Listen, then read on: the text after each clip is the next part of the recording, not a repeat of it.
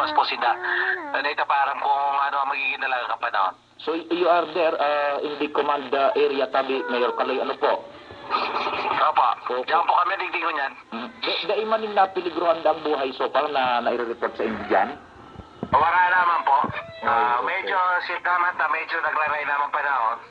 Pero siyempre, dito aram kung kumusok pag iraray naman ang ran. Iyo. Itong sumanga na-rescue sa indadarang tabi, Mayor, Dumana po sa barangay Kutpon mismo. Oh. Sa may barangay Olkira sa kailangan ko magsobras sila sa barangay. duma na aatamanon ano. Kaya pa.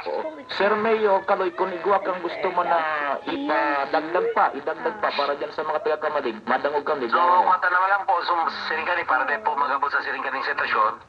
So, kay Puan mag-ibakor talaga. Mag-ibakor po, lalo na nahiling ta na medyo kapanahon. Mag-ibakor na, magamiso lang sa barangay, sa Samuya. Pero ang barangay naman, kasi yawan na rin ang Chicago Tulos. Sa tamang coordination lang, mas mapapadali ang kwata, mas magiging tipo kita. Yan ang pagpapapudan ta po.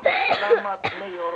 Ingat ang mabuhay po ka mo dyan. Everything is Salamat, normal, Abi, sa tiya. Ken. Thank you so much. Oh, Mga let's si Mayor check it. Kaloy, ang nakaulay niya to dyan sa Kamalig, confirming na sitwasyon ay pinagpaabot po ni Chief Jimmy Nasalita. So yun na po si pinagasabi ta kasuhapon, yung pag-asa, okay, kita na-release kan sa tuyang obligasyon na maipaabot ang impormasyon kasuhapon, na interbita yung pag-asa, yung apse mo, kundi ito na ito ay mga Yes. napasiparan na sa nagayon,